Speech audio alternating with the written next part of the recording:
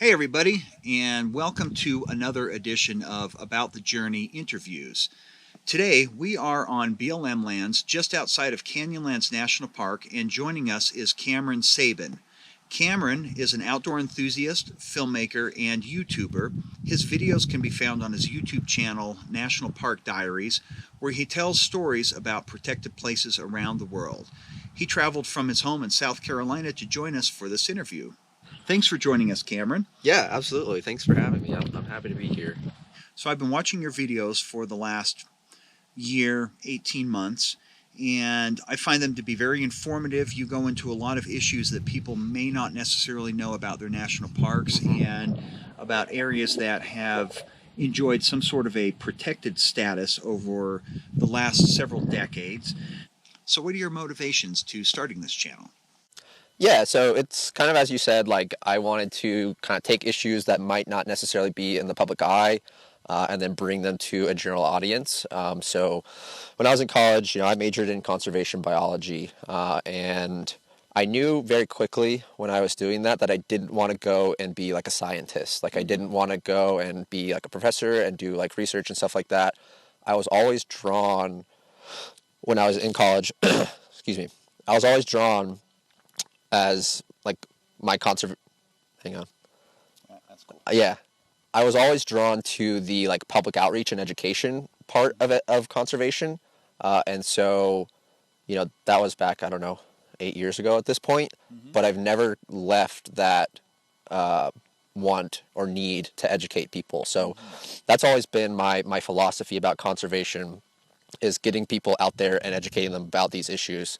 As far as YouTube goes, I kind of just I watch a lot of YouTube, and so I'm kind of familiar with the ecosystem. And one thing that I had never seen on YouTube was national parks and public lands talked about from a more like educational perspective. So you get on YouTube a lot of people talking about parks and talking about like how you can visit them and like top fives and like different hikes and different ways to visit and things like that. But I had never seen before someone talk about national parks and public lands from this sort of like short form documentary style edutainment perspective.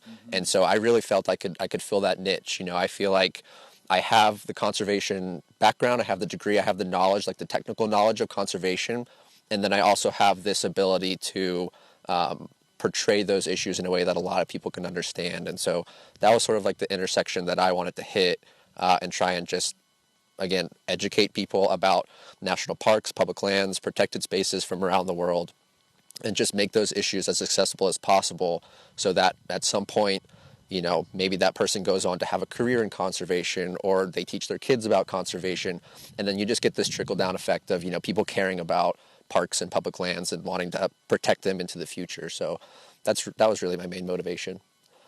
So in your videos, you incorporate a certain aspect of filming on location. So you have a lot of B-roll and film snippets that you've acquired from other sources. When you go to research these subjects, what is your research methodology? Where do you find this information? How do you verify it? And how do you decide to present it in the way that you do? Right. Okay, so my research process, basically any video that I'm producing on the channel, I try and approach it as a blank slate. Obviously, like anybody, I have opinions on these issues and I have biases that I acknowledge, but I really make a concerted effort to be fair about the issues that I'm presenting. And so when I go looking for information about a video, I'm usually going to, especially like for for topics that are on national parks specifically, I'm going to nps.gov, or if it's in a Forest Service, I'm going to, or on National Forest land, I'm going to Forest Service, I'm going to BLM, going to like government sources to just kind of learn about these things. I found, that classic thing they tell you in high school is don't go off of Wikipedia, but Wikipedia has lots of good resources at the bottom. So if you go to like the page for a certain topic or a certain park or something like that, and you just go down to the bottom, that will link you to a lot of good sources from the places I've already talked about, like it will take you to nps.gov, or it will take you to like news articles from that time, just lots of good stuff on Wikipedia. So I always use that as like a springboard to see like what sorts of resources are out there. The other place, there's two places in particular that I really, really like for good, just factual information. One of them is npshistory.org. It's an e-library for all sorts of national park administrative histories and boundary studies and like ecological studies, biological studies, all that sorts of things. They just compile it for every single unit of the National Park Service, and it's all done by park officials. So I'm always pretty confident in the information I get from there. Ooh, a wind blast right in my face, sand blast right in my face.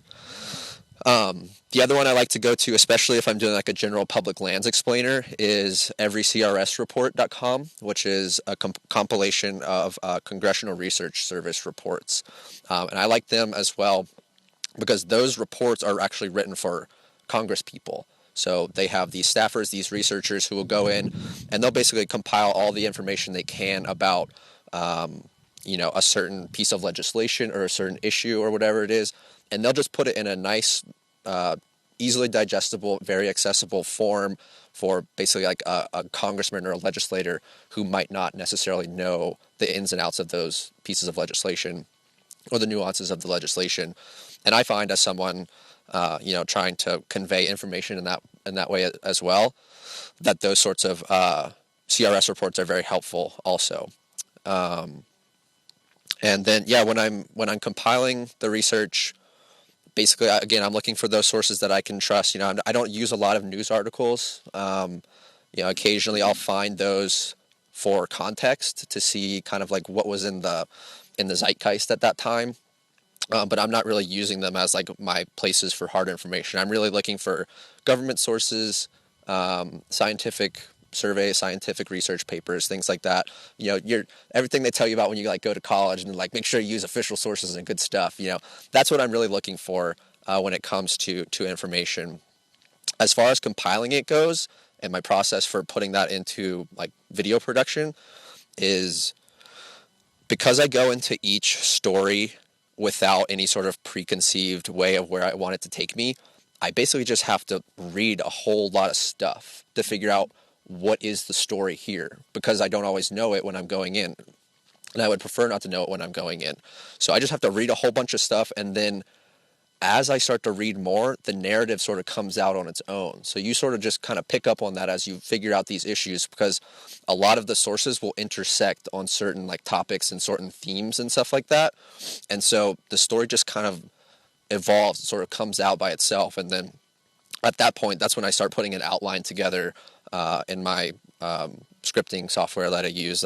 I use an app called Notion, which is very good. I switched to it recently, but it's way better than Google Docs.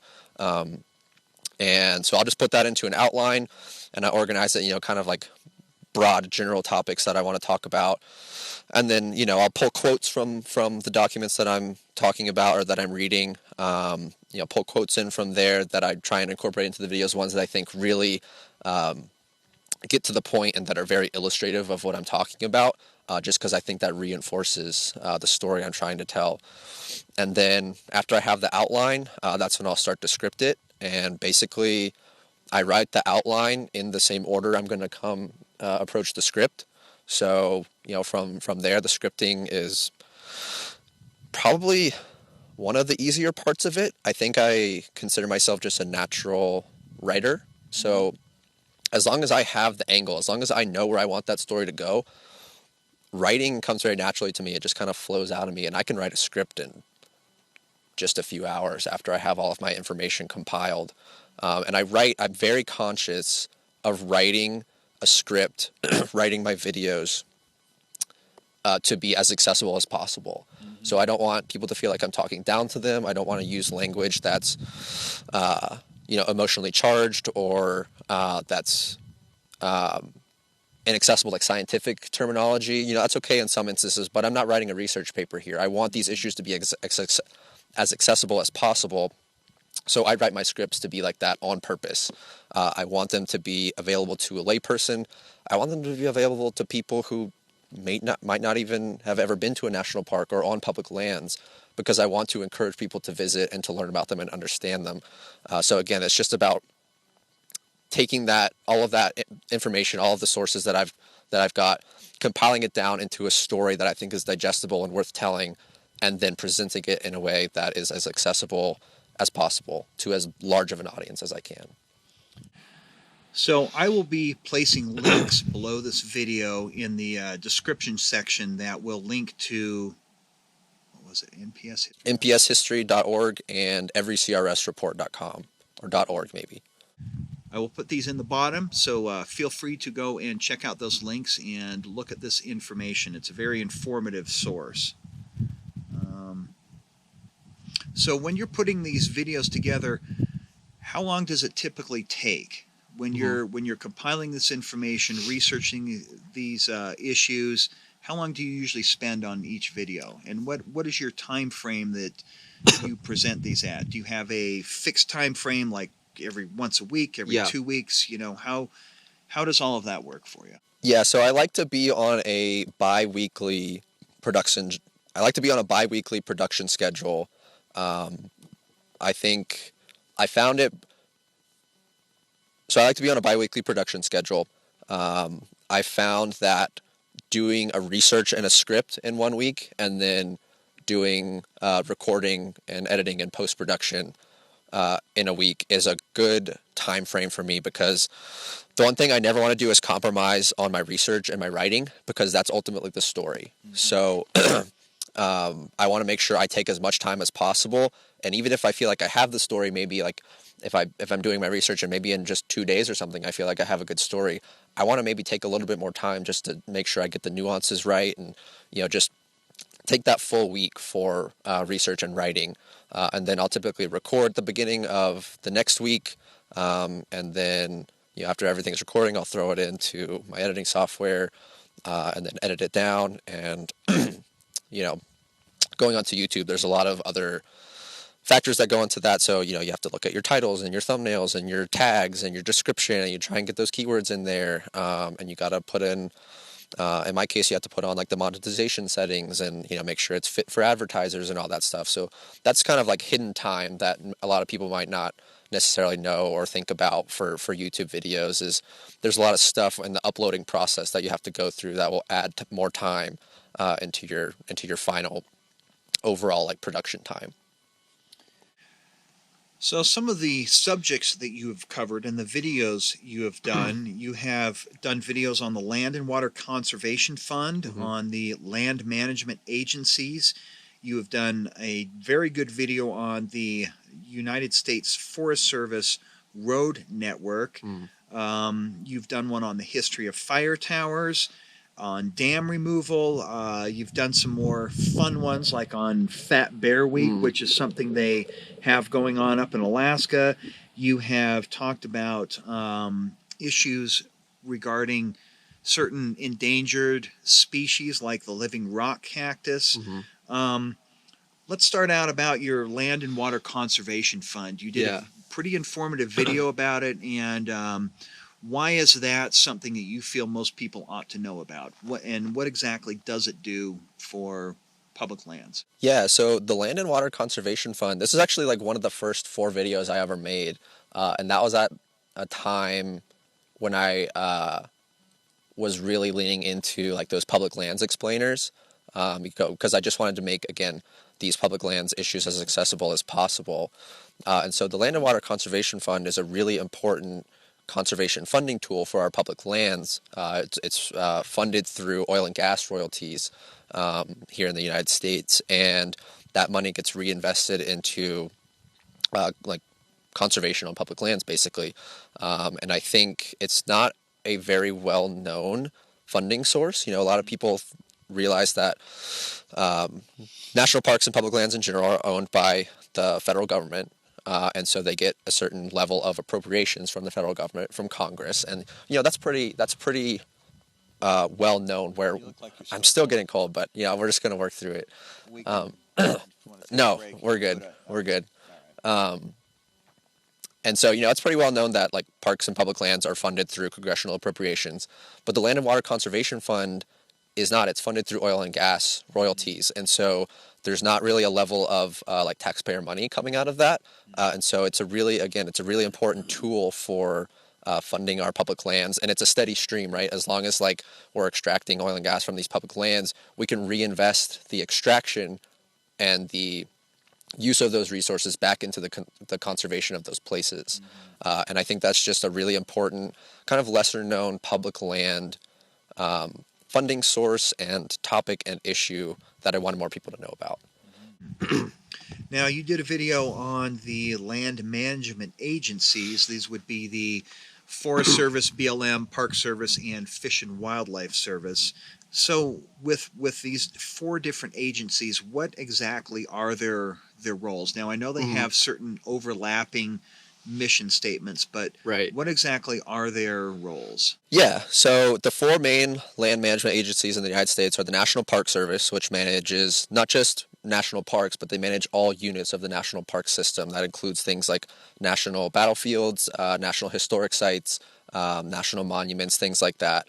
Then you have Reserves. national preserves as well. Yeah, there's a whole host of national park designations that they oversee. I have a video about that on my channel too. If people want to go and watch that, it's just an overview explainer of every single designation in the national park system. And I will put a link to that video right above here if you guys would like to check it out. Yeah, so you got National Park Service. They manage the national park units, including the big national parks. Then you've got the Forest Service, which manages our national forests. The Fish and Wildlife Service manages our national wildlife refuges, and the BLM manages kind of basically everything else. That's not managed as a forest commodity by the Forest Service. Right. They're kind of like the leftover public lands, federal public lands, I should say. And so those agencies, while all protecting federal public land and sort of generally advancing conservation of public lands in the United States, all have different conservation mandates. So national parks and national wildlife refuges are really managed for non-extractive uses. They're really managed there to preserve the land and preserve the resources, and especially like the plants and animals that are located on those lands. National forests and BLM lands are managed under what they call multiple use sustained yield. So while they do conserve and protect those places, and they do accommodate protection for plants and animals, and they do accommodate recreation just like you would in national parks, they also accommodate more extractive uses like oil and gas, mining claims, Logging. Logging on national forests. So they're under that. That's Grazing. Grazing. Yep. So that's what they would consider those multiple use sustained yield. They are sort of a holdover from back in like the early part of the 20th century, that utilitarian conservation philosophy where, yes, we want to protect these resources for future generations, but we want to do so in a way where we can still, extract from them and still be able to use them in a way that's beneficial to humans. So that's sort of the main overview and the main differences between the 4 big land management agencies. So now, one of the videos I really enjoyed, because it tends to be a under the radar subject matter, and myself as somebody that likes to get out into public lands and likes to, I like to do a fair amount of remote camping. Some people refer to it as overlanding. You did a really interesting video on the United States Forest Service's road network. Oh, yeah. So talk a little bit about that video. Yeah, so that video, that was just one of those ones where my brain comes up with this random like question that I saw something online that I was really interested in. I was like, how does this work? Because the National Forest System, the road network in the National Forest System is like, it's huge. It's insane. It's bigger than the interstate highway system. Yeah. It's bigger than the federal highway system. It's bigger than the interstate highway system and the federal highway system combined. There are roads all over the place. It's insane. Yeah. It's so insanely large. And when you think of the scale of that, one of the things I tried to convey in that video, like, we realize how big the interstates are, right? Like, there's interstates in Maine, there's interstates in California. They go all the way across the country, and that's a huge system, right? Because we drive it every day and we kind of get a feel for how big that is. To know that the forest system's road network is like way bigger than that. I forget what I said in the video, how like exactly how much bigger it is. I think it's like over twice as big. Yes. It's insane. Yeah. You know, the scale of the forest system, the Forest Service road network is just mind-boggling. And so I just really wanted to try and convey the scale of that and like why those impacts are important. With the U.S. Forest Service and the National Forest System originally being set up for in the interests of logging corporations, since that doesn't happen as much as it used to in the past, that is a huge network of backcountry roads that are basically at this point left accessible to people, so they can get out into these areas for recreation purposes, hunting purposes, fishing purposes. You know, it seems to have really opened up a certain aspect of land that normally wouldn't be accessible. Yeah, and it's interesting that that has sort of evolved as our conservation philosophy as a country has evolved as well. You know, like you said, those roads were really built to access logging claims and logging interests. And now as, you know, those claims diminish and we really move more towards like a conservation philosophy on national forests. Not to say we don't log, but, you know, as we've become to, you know, develop our conservation philosophy as a nation, those roads, that road system has developed right along with it, which I find fascinating. So another aspect of the United States Forest Service's network of various things that you have covered is the history of fire towers. Now, I found this one to be a pretty interesting one, and I learned a lot from it. I hadn't really given much thought about. We all know about fire towers. They were set up on certain high points around a lot of areas that were prone to catching fire, and these guys would be able to see it and report it back, and that would be able to direct various fire management or fire fighting agencies to get out there and battle that. So talk a little bit about that video. Okay. Yeah, the fire tower video, it's... Oh, do we have a visitor? Sounds like it, huh? Yeah. So the fire tower video... Yeah, keep going. Yeah. That's fine. We're on public lands. Right. You know, people are out doing whatever, so... Yeah. So the fire tower video I found really interesting because fire towers are such an integral part of our nation's conservation history. You know, especially like from an architectural point too, an architectural point of view as well. There's, you know, just your basic like steel towers, you know, that are just, they were mass produced and mass manufactured to, you know, put fire towers on public lands. But then you have some gorgeous ones that are made out of like stone and brick, and they're just architecturally stunning, you know, and the fact that those are on our public lands, that they're a heritage that we have, that we can go out and enjoy. You know, a lot of them were torn down, obviously, or they're inaccessible, or they're just not safe to access anymore. But, you know, I think it was just another one of those things where I wanted to provide historical context and, you know, just really kind of send a love letter to like a really important piece of conservation history in this country. Yeah. I like that video a lot. That was so fun to make. Yeah. Yeah, and it kind of taught me about some certain aspects about, you know, wildfire history or wildfire management history and how these things came about that I had never really thought about before. Yeah, So I thoroughly enjoyed that one.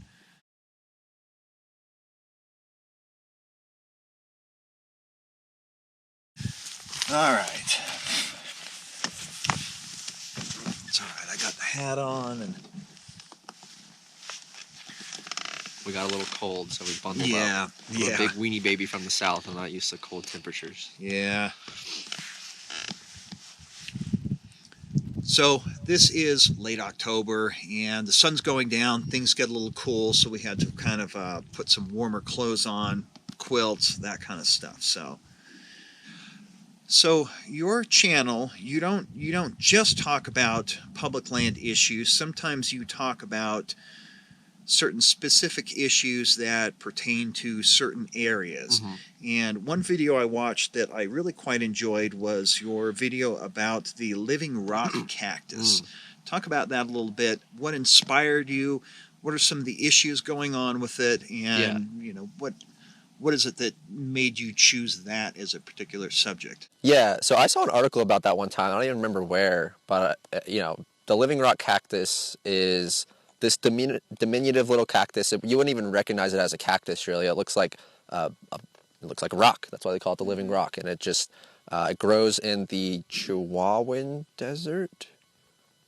Yeah, the Chihuahuan Desert, and it doesn't even really come into the States that much. Big Bend is kind of like its most northern reaches. A lot of it occurs in Mexico, and But this is something you're going to find if you go to Big Bend National yeah, Park. if you go to Big Bend National Park, it'll be there. That's like the northernmost refuge of it in the Chihuahuan Desert, and they're being stolen. They're literally being stolen for this giant cactus black market that exists in the world, and you know, a lot of them are in the United States are being stolen from Big Bend because that's where they occur in this country. And so I think that's just a really interesting national park story to tell. The fact that we have a protected place which exists to preserve the resources that exist within it. That includes the plants and the animals and the geologic features and everything. It exists to protect those resources, but we have poachers coming in and stealing those resources and selling them on the black market for profit, basically. And I think it's devastating, the living rock cactus right now. There are protection efforts. There's an awareness campaign, which I hope that my video helped to contribute to. And yeah, I think that's, just one of those things that unfortunately is occurring on public lands and in a national park, a very well-known national park in the United States. And, I just wanted to help bring attention to it. Yeah, I thoroughly appreciated that video, and it is one of those things. I had heard about them before, but I didn't realize that you had that many collectors going out there and purposely stealing them and repackaging them as something that was bred in a greenhouse or something like that and selling them. Do you have any information on the economic numbers about, like, what is that industry, that black market industry, worth? Did you come across any of that kind of information in your research? I didn't come across any specific numbers. I know it's a very large number. If you just think about, like, anecdotally, the amount of people that like to have, like, succulents in their house and stuff, because they're pretty easy to take care of. Obviously, they don't really need, like, a lot of water or a lot of care or anything like that. So there's a huge market for succulents, and part of that market is, of course, legal. People that are breeding cactuses and harvesting them maybe on private land or cultivating them on their own legally. But then once those illegally harvested cacti enter the market, it's really hard to trace them to know where they've come from, whether they've been produced and harvested and cultivated legally, or whether they've been poached and then entered into the market illegally.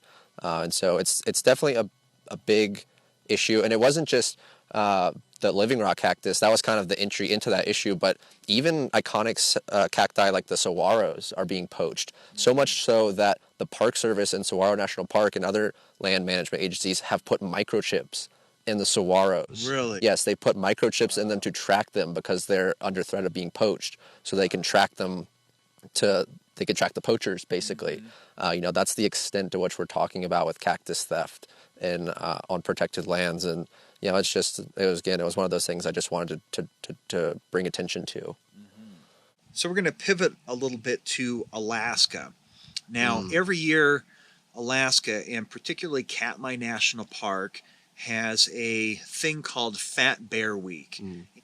So the Park Service has a bunch of cameras in areas where bears prominently feed for salmon. And they basically have a March Madness style bracket where you can chime in and guess how much these bears weigh and how much they've been able to engorge themselves on salmon. Yeah, so you basically, like, vote on the fattest one. Like, they'll put a picture out, and then you get to, like, they just put them head to head, just like in March Madness. It's like two teams going against each other, except it's two giant fat bears that have been porking up for the winter. And it's a big thing now. A lot of people love the Fat Bear Week, and you just basically go and vote on which one you think is the fattest. And then at the end of the week, there's a winner.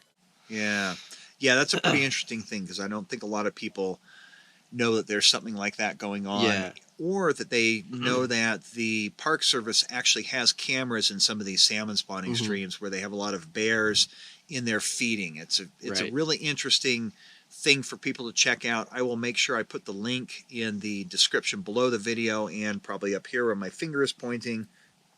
And this Fat Bear Week has become pretty famous around the country and internationally. I think there is even a bear named Colbert after Stephen Colbert. Yeah. I think there's even a bear named Colbert after Stephen Colbert because he has an injured ear. Yeah. I think he was the one that won it this year. Yeah, I can't remember who won. There's actually I think the bear that won it is 747, who they call Bear Force 1. Oh. Yeah, he's a chunkster. Yeah. I think he won it. I could be wrong about that. But I think he won it. I Colbert was talking about it a lot, and Right. I think it was. I remember seeing 747, but I almost swear that was the Colbert bear. But yeah, I think you're right. It's the Air Force. Bear anyway. Force 1. I love that. Bear Force 1. Yeah. There was a scandal this year in the Fat Bear Week. That's what there was Colbert a vote packing scheme. This person put together like a bot network to pump the votes for one specific bear, and the Park Service got wind of it, and they actually like had to go and recorrect the record. But that was hilarious. That was pretty interesting. Yeah. So Fat Bear democracy is under threat. So in your videos, you have done a couple of videos now about dam removals and controversies around other dams that impede certain river flows. Particularly, I'm talking the Glen Canyon Dam that impedes the flow of the Colorado River, and with our historic drought that we are currently experiencing here in the desert Southwest, its impacts and effects on that with the lower water levels, the ability to still generate electricity, and the diminishing returns from tourism on places like Lake Powell, where the lake has receded to such an extent that you can't even bring your boat down to the dock. The lake has receded so low that access ramps that boaters used to be able to use to back their boats into the water are now literally hundreds of feet from the actual water level. Right. So you had talked about these. First, talk about the dam removals that happened in Olympic National Park within the last year or two. Yeah. So those were two removals on the Elwha River, the lower Elwha River. No, just the Elwha River. Two removals on the Elwha River in Olympic National Park. One was the Glines Canyon Dam, and one was just the Elwha Dam. Both of those were took two dams out. Two dams out. Yeah, one actually the Elwha Dam might have been outside park boundaries, and Glines Canyon was in park boundaries. It might have been vice versa. Either way, it was two dam removals on the Elwha River impacting Olympic National Park. Those were removed within the last, I think, within the last decade, easily. Now, these were historically salmon spawning streams, correct. Right? Yes, big salmon spawning streams. And actually, when in the research for that video, I discovered that Washington State has a law where you're not allowed to construct dams that would obstruct salmon habitat. Of course, those dams did that, but one of the ways they worked around it was they made it to where the pools that those dams would create, the reservoirs that they would create, would be considered salmon hatcheries. So that's how they got around building those dams, and those dams were really built to service the town of Port Angeles, the pulp mill industry there. So it was just one town and one particular industry that those dams helped to basically service. They did not carry a lot of hydropower generation on those two dams. It's one of the reasons they were targeted for removal by the Park Service, is they just don't really contribute all that much to the hydropower of that region. And so you're talking hydroelectric power, right? Correct. The ability to generate electricity. Yes, okay. Correct. So they just didn't contribute that much to hydropower, hydro generation in that area. And so, they're impacting the park ecosystem. They've devastated the salmon runs there, not contributing that much hydropower. Park Service rationale is let's take them out and restore that ecosystem. Now, those dams, I've been following that issue for a long time, and it seems like a lot of those dams were also heavily sedimented. There was a lot of sediment that had been deposited over the years that basically made the lake or the reservoir a lot more shallow, so you did not have as much pressure to really generate the amount of electricity that was required from a lot of these other projects? Yeah, that's kind of a feature, I guess, of a lot of dams is, you know, they carry sediment from upstream and then they deposit it at the dam because the sediment doesn't pass the dam. So over time, dam reservoirs will just kind of silt up. They'll become more shallow as that silt builds up from the bottom of the reservoir. And so that was one of the things actually that was really important about the LWA removals that they had to sort of do in stages. So they didn't just like take them all out at one time, because if they had done that, the amount of sediment that would have been released would have overwhelmed the downstream habitat, especially out in the riparian, not the riparian area, especially out in the estuarine zone, like getting out into the Puget Sound. That sediment would have choked out a lot of like the habitat there. And so that was a really interesting thing to learn about, the fact that they had to release that sediment in stages and take those dams out in stages so as not to overwhelm the downstream environments with sediment. But at the same time, that sediment being released in stages helped to nourish the habitat downstream, especially at the mouth of the river. Was really important to the wetland habitats there, and the fish environment there, like crabs, wading birds and everything who feed on the fish and the crabs and everything. It was just a really good habitat restoration that was available because of the removal and the release of that sediment downstream in stages, of course. Now, I will put a link right up above here to that video. I would encourage everybody to go and watch it. It's very informative, and it addresses a very important issue that comes along with damming major river systems and streams, and the way that they end up impacting the native wildlife there.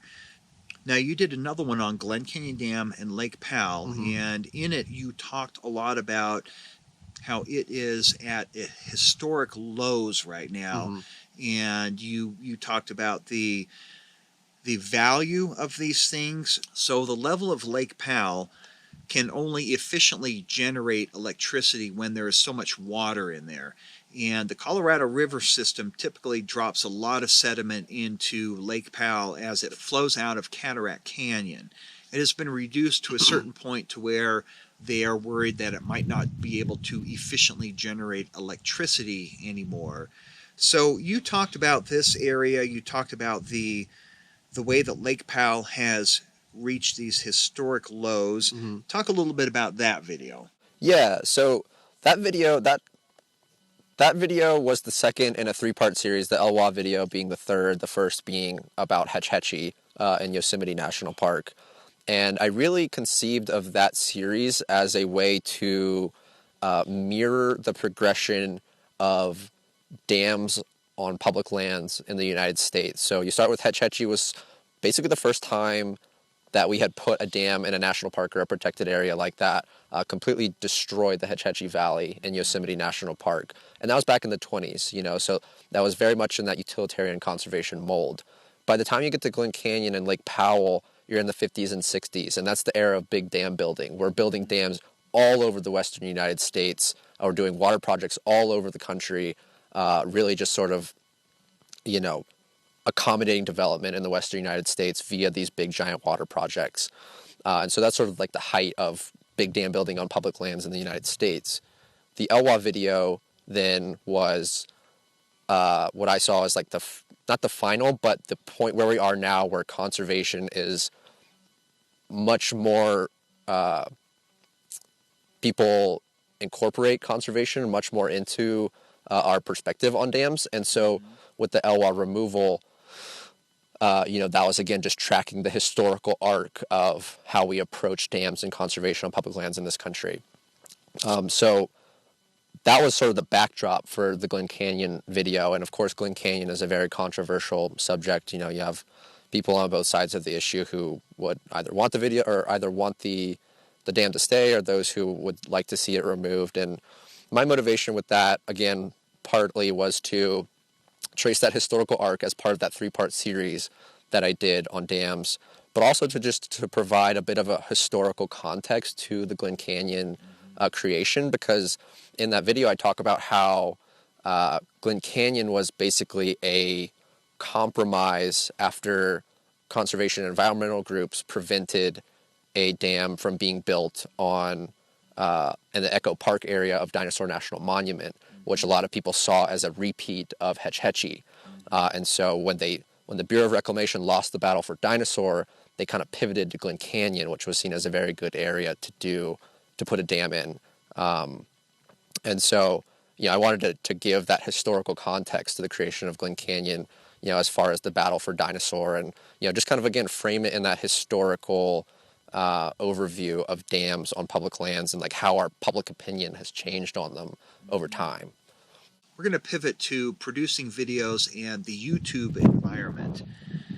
So back in April and May, when you first released this video about the Glen Canyon Dam, now I've been following your channel for a lot of months here, and you ended up going from maybe 1,000 subscribers up to 25 or 30,000 subscribers in April and May of last year. Yeah. And most of that was based on your video about Lake Powell. Most of your research talked about the low water levels, and so they focused a lot on the impacts of the Colorado River and its ability to store water, given that there's a high sedimentary deposit rate going on, their impacts on the Grand Canyon down south, but it ended up being one of your most watched videos, and it was kind of Still one is, that went, yeah. and it's one that went viral and ended up elevating you from a several hundred subscribers up to tens of thousands of subscribers, which was a significant departure from the general traffic and the people that paid attention to your channel. Yeah.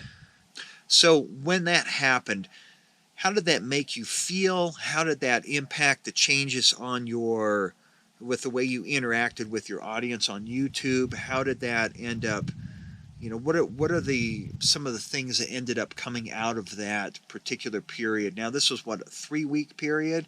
Where you went from below 1,000 subscribers up to tens of thousands? It was about a month and a half.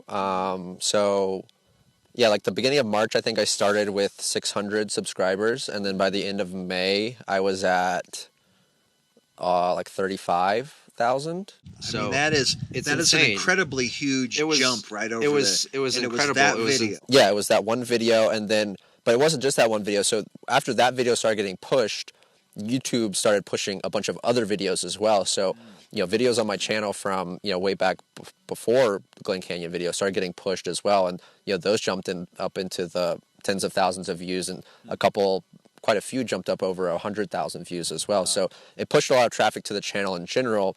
And I think that was really beneficial because people started to discover what my channel was at that point. They started to discover, oh, this is a guy who's making like educational, edutainment videos about national parks and protected lands, and he has this whole backlog of videos that I can go back and watch, and I think a lot of people really enjoyed that. But that video was big for my channel. That video monetized my channel, so that was I was coming up right on like the 1-year mark at that point. And as you know, on YouTube, you have to have 4,000 watch hours and 1,000 subscribers in a calendar year, or in any given 365-day period, to become monetized. And so like I was like right on the edge of that, and that video just skyrocketed me right over it. And so that was a big thing, to be monetized, and sort of receive the validation that gave me. And it was also just like a validation that what I was doing was worth pursuing. Like, I always, from the beginning, I really believed in what I was doing on my channel, in terms of like the vision I had, and what I really wanted to impart to people about the importance of national parks and public lands. And when those videos started taking off and people started really enjoying it, and I got so many wonderful, delightful comments from people who are still around on my channel today, and a part of my community, it was just really nice to see. It made me feel like I could take this somewhere. Like, there's an interest in these topics on YouTube, and I've hit that market. Like, I can take this somewhere and make it big, and sort of just like fulfill that vision that I have of like teaching as many people as I possibly can about parks and conservation. So the Glen Canyon video was a really big piece of that. So with that viral exposure to your video, Of course, you were able to sign up for YouTube's AdSense YouTube partner program. So you're able to sign up for YouTube's partner program through there. Is AdSense that's their AdSense is like call it when like the videos that the ads that play on the beginning of a video, like the pre-roll ads, that's AdSense. All right. Yeah. So you were able to enroll in YouTube's partner program and start placing advertisements within your video, or allowing YouTube to place those kind of things. What kind of impact did that have for you, and for smaller YouTubers out there that might be looking at or wondering how these things work? What was the revenue that you were able to gain from that kind of stuff? How quickly did it happen? Yeah. Tell us a little bit about that. Yeah, so I mean, that being monetized was huge for me.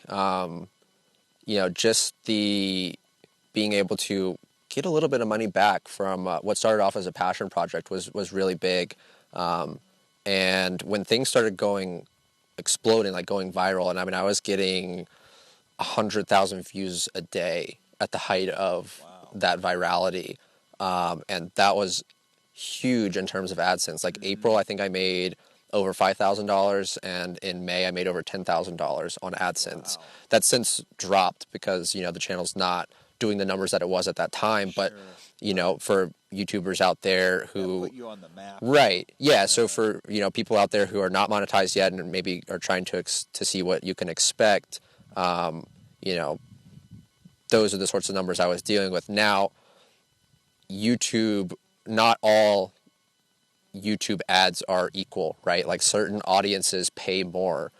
So, that's a whole thing, depending on what your audience is. Like, for instance, crypto people make a lot of money because their audience is rich, right? So a lot of advertisers pay a lot of money to put ads on crypto channels because the audience is rich, and so the payout is more.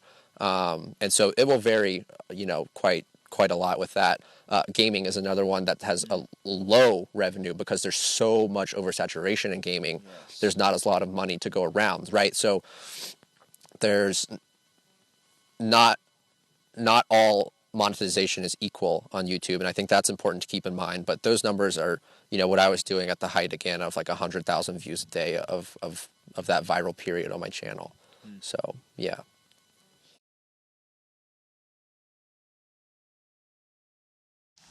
Now, you ended up going viral. You have set up a Patreon account. Now, for those that aren't familiar with Patreon, Patreon is a web service where you can make a contribution to your favorite YouTube creator, or there are other, they don't just do it for YouTube, right? No, anybody can set one up, yeah. So anybody can set up a Patreon account, and basically what it does is it allows people that like the content you're creating, be it for YouTube, Instagram, or whatever, to be able to make a monthly contribution to help you achieve your goal and your vision.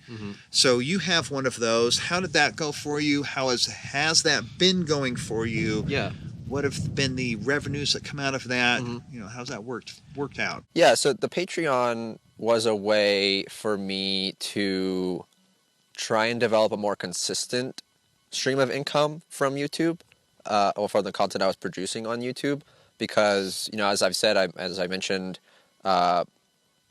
the revenue streams on YouTube are obviously per view, and so if you're not being viewed as much, you're not making as much money.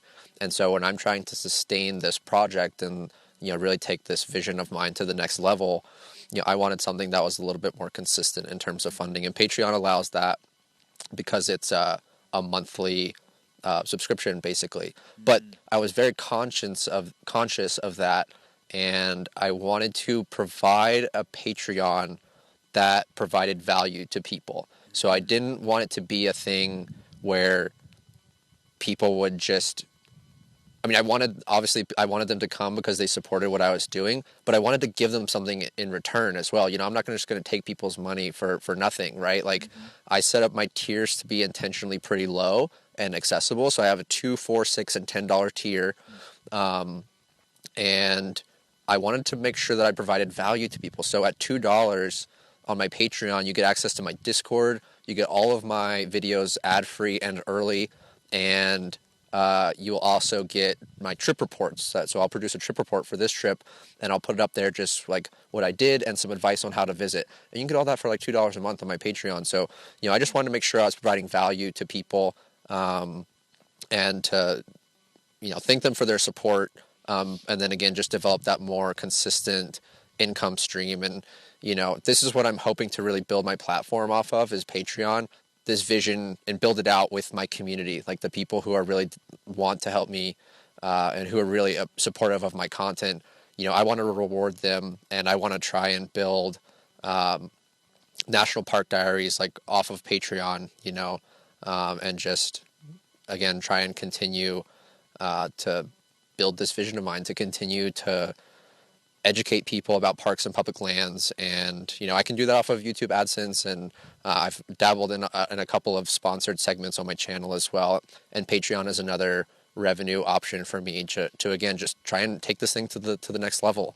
That's what I'm really focusing on right now, after taking this channel over full time, is just ramping it up and making it as good as it can be. And Patreon's one of the ways that I can do that. So with your Lake Powell Glen Canyon Dam video going viral, Mm-hmm. that put you in a position to monetize your channel, Mm-hmm. and you've actually been able to do this full time. You were able to quit your job and become a full-time YouTuber, which I think is a goal that a lot of especially aspiring and new YouTubers have there. Yeah. And you've actually been able to make that happen and make it become a thing for yourself. Yeah. Bringing enough revenue in for you that allows you to go on trips like this, to come out to areas that are full of public lands, and to come out to meet yahoos like me on the internet, to do interviews out here. So it's been, for you, at least on that bare minimum, it's allowed you to pursue a different aspect and a different path in life than you had originally anticipated. When you were going to college, what was your original path in college? When you went to school to study things, where else did you go other than conservation, studying conservation issues? What other things did you look at or learn about? So when I graduated college, I graduated a conservation biology degree, and I live in South Carolina, and part of my calculus was, there wasn't a lot of like the type of conservation jobs that I wanted in South Carolina, in the area where I was going to be living. And so I actually went back to school for a graduate degree in urban planning. City and regional planning is what my degree is in. I have a master's degree in that. And of course, I was never going to go away from conservation and environment and like sustainability and stuff like that. So my focus in going back for city planning was land use issues, because land use and conservation, this is a thing that a lot of people don't necessarily connect. Land use and conservation are so intimately linked that for me, it's the most important conservation issue in this country. Our land use policies, especially when it comes to urban areas, are atrocious. The land use policies that we have put in place in this country are pushing development outward, and they are continuing to chew up pristine environments. And land use and conservation are intimately linked. So that was my foray into planning. Of course, that is a idealist point of view for planning. When you actually get into doing planning and getting a job in planning, it's not like that, right? So when I was a planner, I was working for I worked for a regional planning organization in South Carolina, and then I worked for a local government in South Carolina. And those things are not the sorts of planning I went back to school for. I wasn't really doing conservation. I wasn't involved with the environment at all, really, at the local government job. And that just wasn't going to cut it for me. Like, I'm the type of person who needs to be doing something that I'm passionate about. I just didn't like the type of planning I was doing. I'm still very passionate about planning and land use issues, and I'm a very big proponent of like they're intimately linked. They're just intimately linked, and I'm still a big proponent of those sorts of things. But when I was making the decision to quit my planning job and take over YouTube full time, for one thing, planning doesn't pay you anything. When you're working for local governments, I already wasn't making a lot of money. So the calculus to take over YouTube full time, even if I'm not making a lot of money, is like I could not be making a lot of money on YouTube, or I could not be making a lot of money at a planning job that I don't like. So, it was kind of a no-brainer there. And obviously I'm married, so I have a separate income stream with my wife as well. She's very supportive of what I'm doing. The other calculus was the upside for YouTube is so much bigger than what it was at my planning job. My potential growth. Right. My planning job, it was dead end. I could maybe get a few levels up and maybe a couple bumps in salary, but I was still never going to be doing what I was passionate about. And I was never going to be more than like a cog in the machine. On YouTube, I'm still, pretty small in terms as by like big YouTuber standards. But the upside, as I've seen with my Glen Canyon video and the virality that I experienced with that, is so much bigger. And the ability for me to earn revenue and earn an income and earn a living doing this, but also to reinvest that income to make my channel bigger and better, and to invest my time. Now that I'm not working full time, I can invest in new skills and new softwares, and I can come out and meet people like you and enjoy public lands and tell you these stories from public lands. So that was a big calculus for going full time as well, is I really feel like I can take the channel to the next level by doing this, by being full time, by having the time to spend every single day working on videos and writing and researching and learning new skills and getting out into public lands to tell these stories. So that was one of the big factors for taking over full time. Absolutely. Yeah. And so just to add to that, I invited him to come out here to Utah. He'd never been to Utah. He'd done he'd done a piece on Bears Ears National Monument. And since I have been pursuing this, interviewing other YouTubers that create content about the outdoors, I invited him to come out here. We have been down here hiking, camping, and exploring the Bears Ears National Monument and the adjacent Canyonlands National Park. So that's why we ended up where we're at. Yeah. And if the light looks funny, of course the sun went away. We lost our natural lighting, so we've had to set up an array of other lights. So please bear with us. Hopefully it all goes all right. Yeah. We made it work. Yeah. Okay. So in the last 2 or 3 videos, you have actually started going out into public lands and filming certain segments of your videos in the field, or that is on public land. How has that been? How has that been for you? What kind of complications have you encountered? Have you been chased by bears? Had birds bothering you? Yeah. Had other hikers just show up, maybe friendly dogs that wanted to hang out? What has that experience been like for you? Yeah, so obviously like being on camera is a new thing for me. Like you said, that's only been in my last like 4 or 5 videos that I've started to appear on camera, whereas before a lot of my other videos, actually all the videos that I have that have that virality to them are all voiceover. So but appearing on camera is pretty new for me. It's a thing that I wanted to do to sort of like build a more personal relationship with my audience. A lot of my favorite creators are on camera, and I feel like I have a relationship with them, and I wanted to do that as well. And part of that is getting out onto the public lands, into national parks, and filming like my actual footage, filming my own footage, out here in the parks, because again, it's just more personal. It's a way for me to convey my love of national parks and public lands to my audience. It's a way for me to not have to rely on, other like stock footage sources where they maybe are not capturing the exact scene that I want when I'm, trying to portray a specific point in my videos.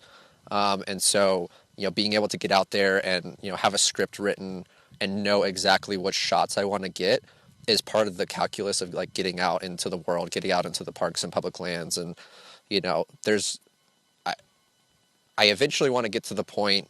I've just had a really busy fall. I haven't really been able to get my scripts written in time by the time I've gone on these trips. So a lot of my stuff is still like I'm in the studio and I'm reading the story from there, and then I've got sort of like B-roll from out in the parks. I eventually want to get to the point where I'm telling stories from out into the parks themselves. So actually coming out right. in them Yeah, and actually doing the story from there. The way that my content works, my content is scripted, and so I have to have a script written before I can do that. I want to try and do something like that out here and out in Canyonlands, but when you're doing something creative, sometimes it just doesn't work out. So the script didn't get done by the time I got out here, and that's fine. It's okay. I have gotten a lot of great footage so far since we've been out here. I've really enjoyed our time together, and I'm still going to incorporate that footage of my own into my videos. And again, just going forward, I want to be out in the parks and showing people these places like while I'm out in them, because I think that's just going to impart another level of like love and compassion and just like dedication to these places, and like again showing people like the beauty of these landscapes while telling beautiful stories from them. So and to be fair, Canyonlands is unlike any place else in the world. This place Incredible. is absolutely incredible.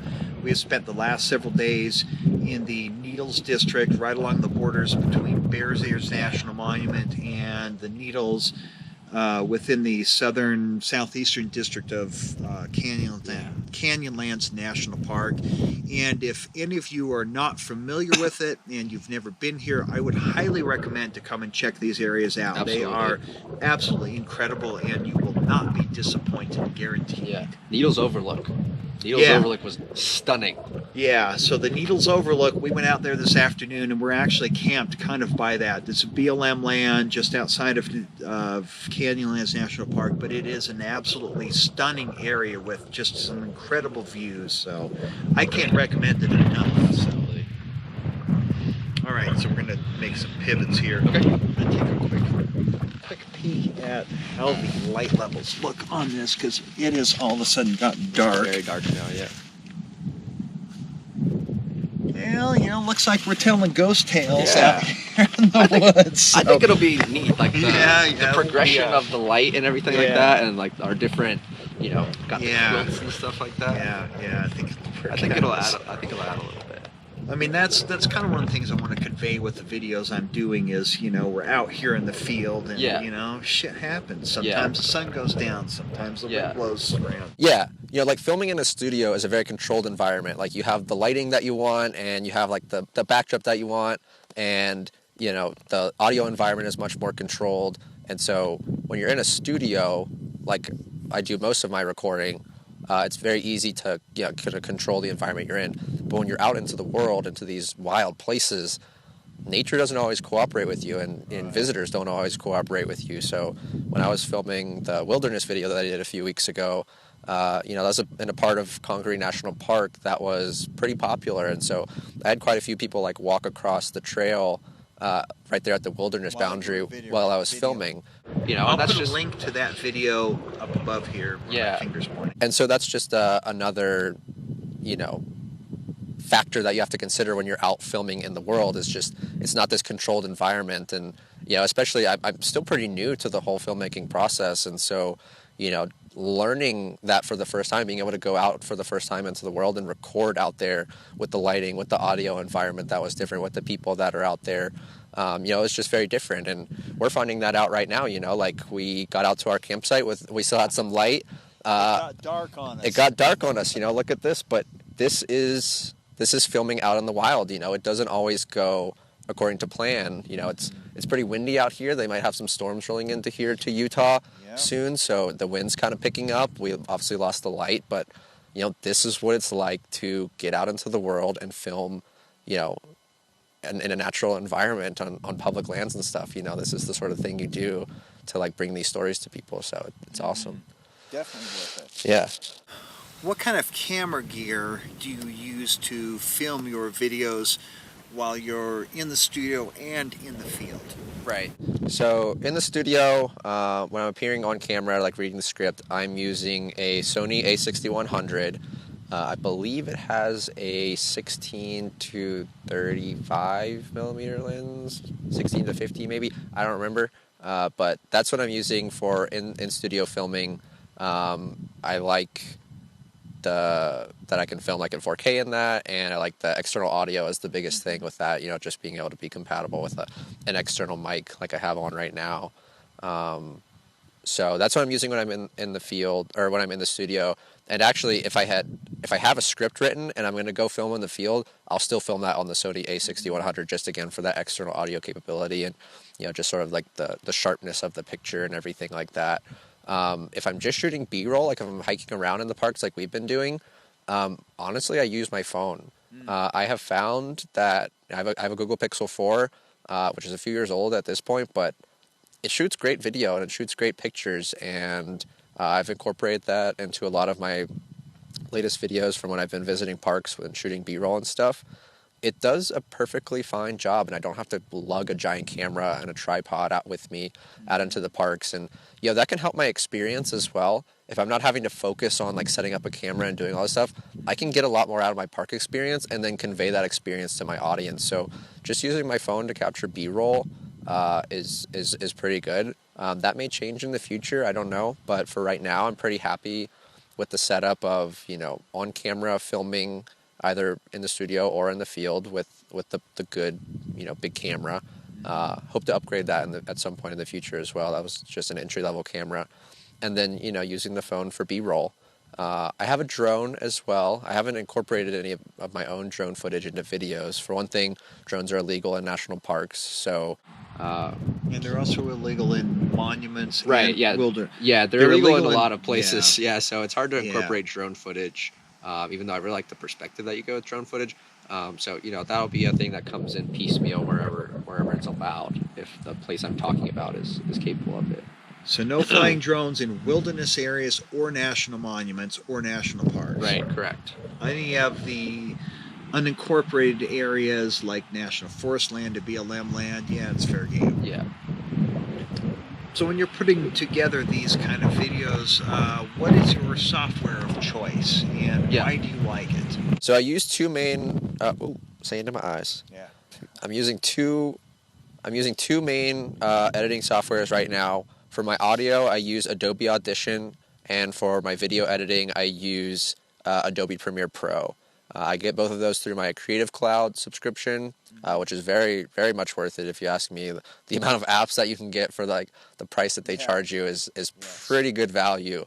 So yeah, I'm editing on software. and they're very powerful. Yeah, absolutely.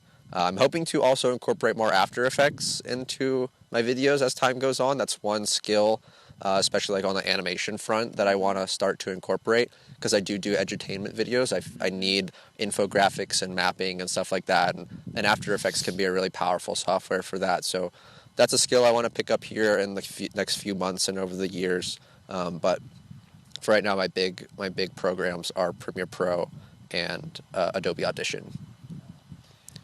So out of all the videos you've produced, now you are up to, I think, 44?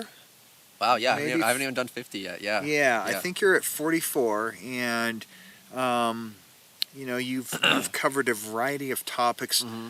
What is your favorite one that personally resonates with you? Yeah, my favorite one, it's actually the series that I did on the Green World Hypothesis. So I did, that's the videos on the ecological interaction between wolves and moose on Isle Royal, the Yellowstone wolf reintroduction, and the Zion National Park mountain lion ecology there. I just really love those videos. I'm fascinated with the Green World Hypothesis. This planet has a severe lack of large predators for how important they are to these ecosystems, as we've seen with the Yellowstone reintroduction. Just the revolutionary change that they had in the ecology of that park. And we're talking after they had they had some serious fires in the late 80s that burned a lot of that habitat, but then after that they have reintroduced wolves into that ecosystem, and they have played a significant role in balancing that ecosystem between predator and prey. Correct. Yeah. So they had a big problem there after wolves, and this happens across the country, it's not just Yellowstone, but this is the most famous example. After the wolves were basically just shot out of existence in the West, there was a time when there were like no wolves in the lower 48 states because we just killed them all. And, those ecosystems really kind of took a hit because when foragers like elk and mule deer don't have natural predators, their population explodes. And when their population explodes, they eat a whole lot of grass. And when they eat a whole lot of grass and shrubs too, when they eat a whole lot of vegetation, especially in riparian areas, there's no ground cover to stabilize stream banks. And so you get a lot of erosion. And so, there's just all these knock-on effects that happen when you don't have apex predators controlling natural prey populations like mule deer and like elk. And so that's why I'm just really fascinated by that idea, the green world hypothesis, because the other thing with the green world hypothesis is we used to have this idea of how ecology works, and it was a bottom-up way of viewing ecology, like, the amount of vegetation controls the amount of herbivores, controls the amount of apex predators. And so, you're really working from an entire paradigm of an ecosystem that is controlled from the ground up, that's controlled with how much vegetation is available to those primary consumers, right?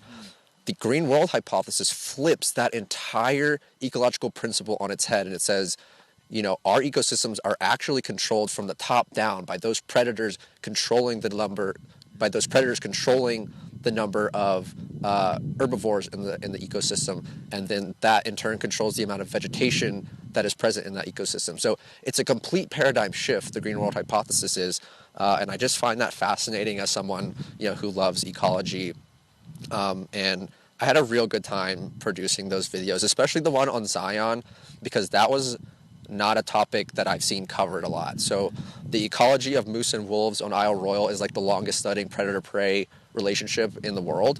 And so it's pretty well documented at this point, same with the Yellowstone wolf reintroduction. But I hadn't really found a lot of documentation, especially on YouTube, of the Zion mountain lion interactions there. And so I was really just happy to be able to put something out onto YouTube that, not a lot of people had really been talking about before. So that's my favorite video series by far. Yeah.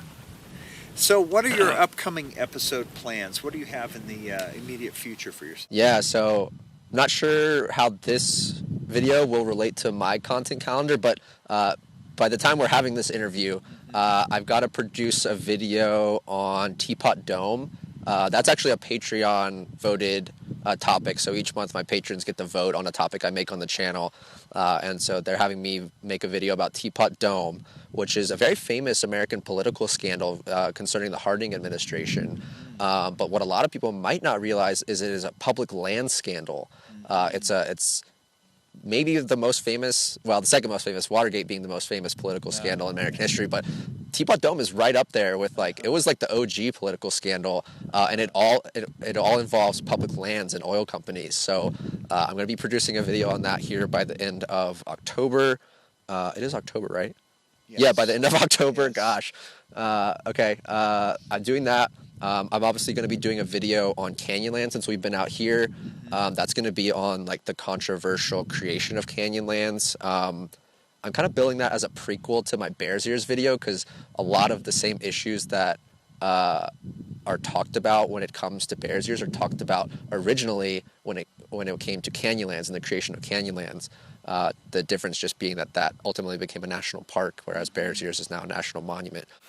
Now, if you're interested in learning more about Bears Ears and the controversies about it, I'm going to post a link up here to his video about Bears Ears, which was kind of served as the inspiration for me to encourage him to come down here to southeastern Utah and actually experience these areas for himself. So so I'll be doing that video on Canyonlands, and let's see, do I have any other trips? Oh yeah, I'm doing a bike tour trip on the Natchez Trace Parkway in November, and the Natchez, the Natchez Trace is obviously a national park. It's one of 3.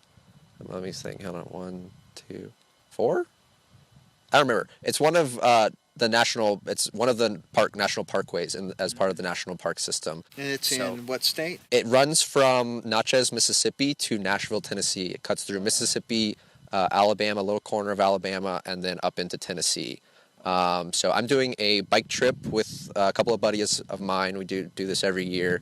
And because it's protected lands, national park, I want to do a story about the Natchez Trace. So when I go down there for my bike trip, I want to try and get a script written so I can tell that story from out on the field this time. But yeah, we'll see how it goes. But I'm going to be doing a story about the Natchez Trace. After that, I'll obviously have like my Patreon voted topics each month. I do that once a month. So whatever they vote for this month, I'll make next month. That'll be a November release.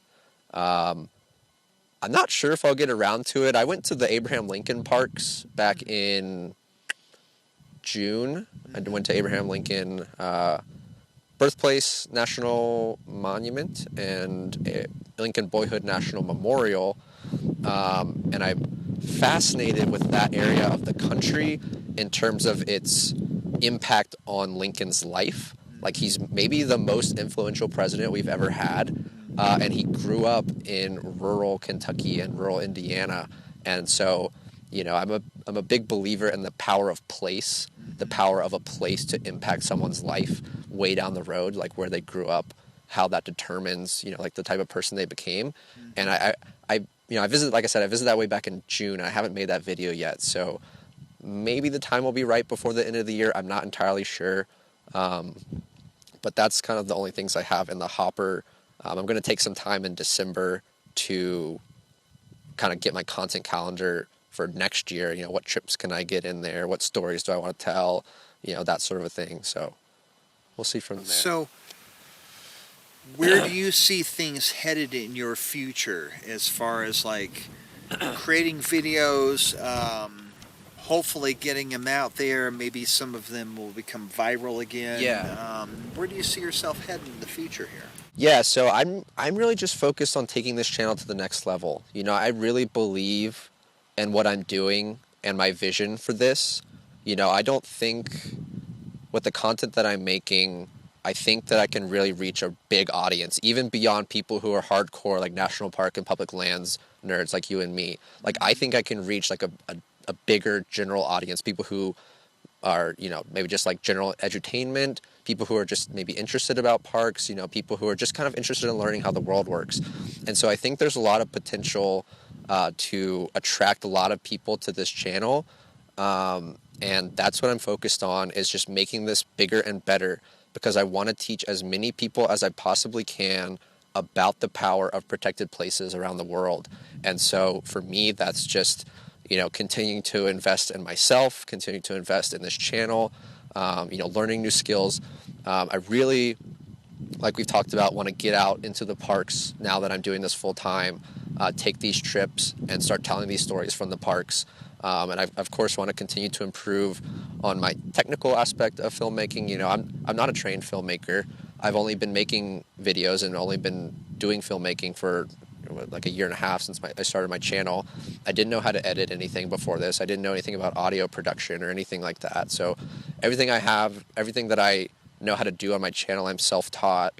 And, I think at this point it's still a little bit maybe, I won't say sloppy, but, it's still not as slickly produced as I would like it to be. And I'm okay with that, because I'm proud of what I'm putting out there. Sand in the face again. I'm proud of what I'm putting out there. That too. Yeah, I'm proud of what I'm putting out there, and I think there is the potential to just continuing to improve on the technical aspect of things. Like, that's a skill. You can learn those things. I can keep getting better at editing. I can keep getting better at audio production. I can keep getting better at writing a script and researching and all these things. Like, those are things I can improve on, and I plan to. The thing that's kind of an intangible is like the passion I have for parks and public lands, and that's just what I want to continue to impart as as I continue to grow this channel and sort of bring this vision of mine to life. So that's Yeah, when you ask where I'm going, I just want to make it bigger and better. That's where I'm going. I just want to make it bigger and better and get as many people out here as I possibly can and just teach people about parks and public lands and protected places and, just impart my love of them to the world. Continue this love letter. My channel is just a love letter to parks, It's a love letter to parks and public lands, and, I just want to share that with people. So that's what I could plan to continue to do. Very good. So, and I want to say also before we close, I just want to say thank you for, supporting the channel for as long as you have. You've been supporting the channel long before I had this growth spurt on it, and it's very clear that you're passionate about parks and public lands as well. And very important. Absolutely. And I'm just happy to be out here with somebody who's just as passionate as I am about parks and public lands, and who's been supporting the channel for a long time. And I was happy to come out here and enjoy Southern Utah with you and to sit down for an interview for your channel. So thanks for having excellent. me. Well, Thanks I've for having me certainly out enjoyed here. having you out here. It's been a great experience. So Yeah, we've had a lots great of fun. time. We've had a wonderful time. Well, I'd like to thank everybody for joining us and sticking through all of the various technical issues we've had, like the sun going down and things getting dark. And I really hope that this lighting setup that we have has been enough for you to actually see our faces while we talk about this kind of stuff. And if you enjoyed this video, give us a thumbs up, and please subscribe to this channel if you haven't already. And you can join us next week for another video about hiking, camping, or information about being out on America's public lands. And we'll see you guys then.